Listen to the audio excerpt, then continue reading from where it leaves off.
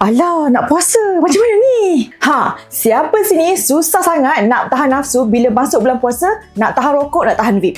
Korang kena cuba kita punya e-Senastic ni. Dia boleh bantu untuk kurangkan ketagihan nikotin dan dia boleh bantu juga untuk kurangkan fasa nikotin withdrawal symptom. Fasa yang ramai tak dapat lepas tu, kalau korang nak harga yang luar biasa, saya cabar korang tengok beg kuning sekarang.